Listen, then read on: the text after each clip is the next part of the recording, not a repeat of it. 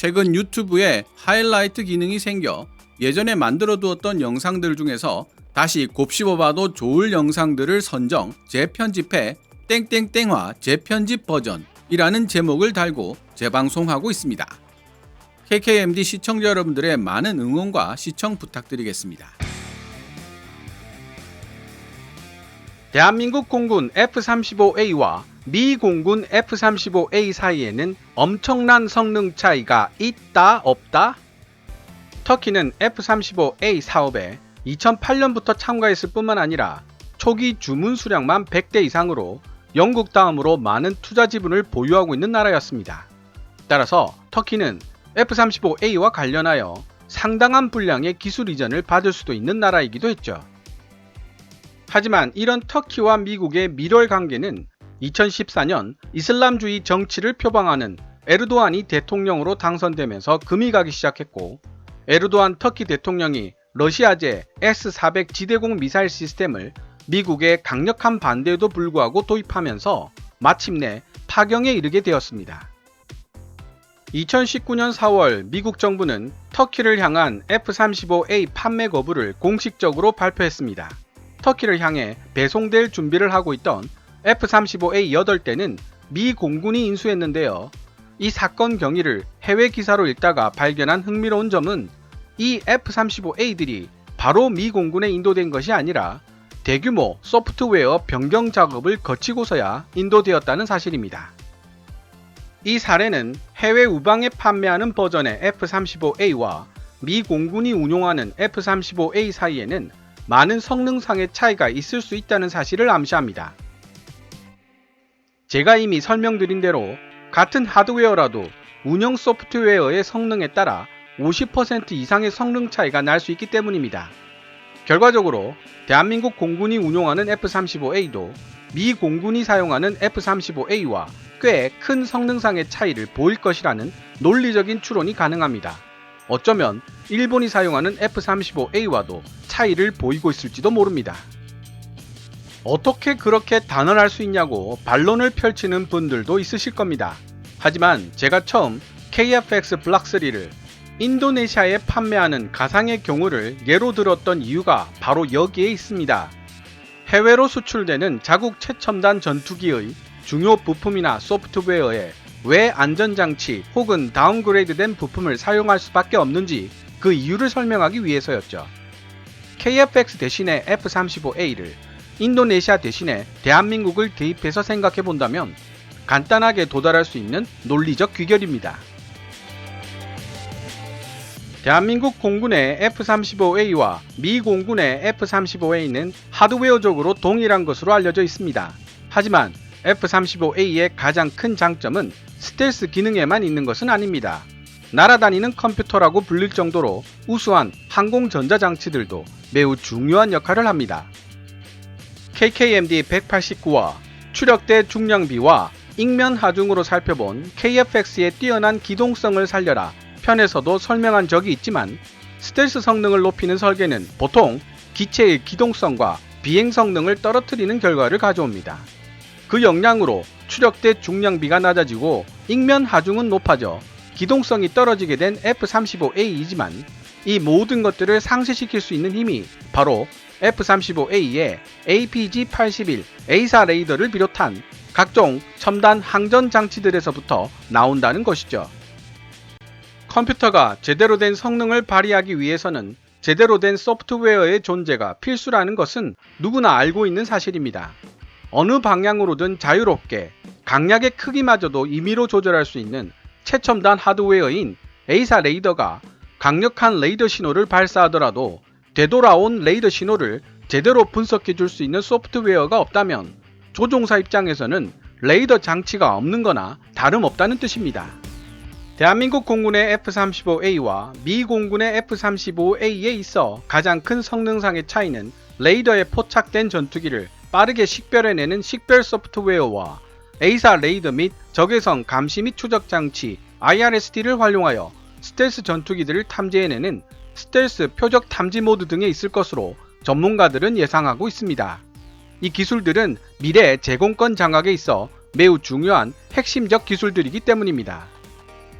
미국 쪽 군사 전문 기자들의 기고 내용을 보면 미 공군은 이미 스텔스 기능을 가진 전투기 및 전폭기들에 대한 대응 방안을 강구해 놓은 것으로 판단됩니다. KKMD 155화와 156화, 조기 경보기 IRST, A4 및 전자전기로 확립되고 있는 스텔스 교전교리 F-35A의 미래는 1, 2부를 통해 이 부분에 대한 미국 기사들을 번역해 드렸으니 시간 나실 때 한번 다시 복습해 보시기 바랍니다.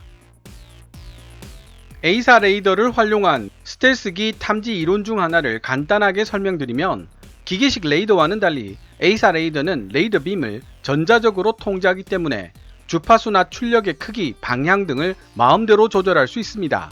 하지만 스텔스 전투기들도 레이더 전파 반사가 유난히 더 많이 발생되는 특정 부위가 있는데, 주로 주 날개의 끝부분이라든지 꼬리 날개 부분이 그런 특정 부위가 됩니다. 따라서 그런 특정 부위에서 발생할 수 있는 반사된 레이더 신호를 수집하고 분석하여 데이터화 시킬 수 있다면 훨씬 수월하게 스텔스 전투기의 위치를 찾아낼 수 있다는 의미가 됩니다. 데이터에 따른 레이더 반사 패턴만 찾으면 되니까요. 이런 레이더 신호들을 수집하고 처리해내는 중요한 역할을 바로 A4 레이더에 탑재된 소프트웨어들이 담당하고 있습니다. 하지만 대한민국 공군의 F-35A에 탑재되는 소프트웨어는 절대 미 공군의 그것과 같은 성능일 수 없으며 앞으로도 영원히 같아질 수 없다고 말씀드리는 것입니다. 미국이 그것을 절대 허용하지 않을 테니까요. 20만 개가 넘는 F-35A의 부품들 중 우리 기술진들이 마음대로 만질 수 있는 부분은 400개를 넘지 못한다는 사실 또한 이러한 상황을 대변해 줍니다.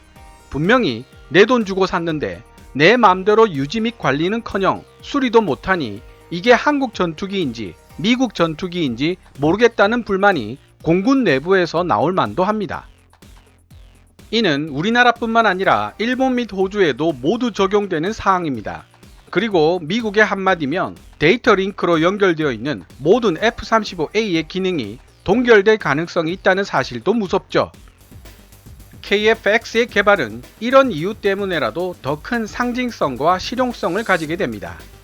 KF-X에 장착될 A4 레이더, 적외선 감시 및 추적 장치, 전자광학 표적 추적 장치 및 전자전 장치들에 대해서는 아무런 제재 없이 얼마든지 자유롭게 업그레이드가 가능하기 때문입니다.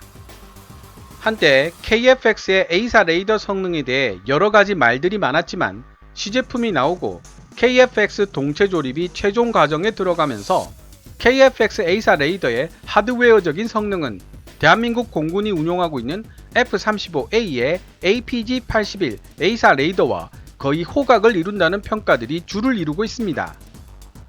하지만 문제는 레이더 신호를 수집하고 처리하는 소프트웨어의 성능에 달려있죠.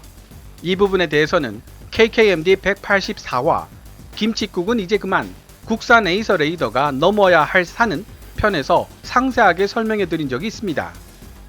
어떤 군사 애널리스트는 2030년 경이 되면 꾸준한 개량을 거친 KF-X의 A4 레이더가 제대로 된 업그레이드를 받기 힘든 대한민국 공군의 F-35A의 A4 레이더보다 더 뛰어난 능력을 발휘하게 될지도 모른다는 예상을 하고 있습니다. 그럼에도 불구하고 만약 FA-50 파이팅 이글이나 KF-X가 개발되지 않았더라면 미국에 대한 전투기 기술 종속 정도는 지금보다 훨씬 더 심각한 상태였을 것이며 A4 레이더 개발이나 스텔스 전투기 개발은 우리와는 상관없는 먼 나라 이야기가 되었을 터입니다. 실패의 위험성이 큰 KF-X 개발은 실증기 수준에서 멈추고 스텔스 전투기 F-35A 같은 성능이 뛰어난 미국산 전투기들 위주로 수입해서 공군 전투기들을 대체하자는 주장을 인터넷에서 접할 때마다 가슴 한켠이 서늘해지는 이유가 바로 여기에 있습니다. 개인적으로는 30년의 세월을 내다보았을 때 KF-X 개발은 정말 신의 한 수였다는 이야기가 나올 것이란 예상을 해봅니다. KF-X 개발을 통해 파급되는 부수 효과가 벌써부터 확연하게 나타나고 있기 때문입니다. 레고 블록처럼 뗐다 붙였다 하는 방식으로 크기를 조절할 수 있는 모듈형 KF-X A4 레이더 설계 방식을 통해 손쉽고 저렴하게 FA-50용 A4 레이더를 만들 수 있게 된 것도, 자체 공대지 미사일과 자체 공대공 미사일을 개발할 수 있는 플랫폼이 생기게 된 것도 그런 부수적 효과 중의 하나입니다. 오늘 KKMD에서 준비한 내용은 여기까지입니다. 좋아요와 구독 그리고 광고 시청은 제작자에게 큰 힘이 됩니다. KKMD 커뮤니티 멤버로 가입해 주시면 조금 더 빠른 영상 시청이 가능하고 영상 제작 후원도 하실 수 있게 됩니다. 지금까지 시청해 주셔서 감사합니다. Kevin's Military Channel KKMD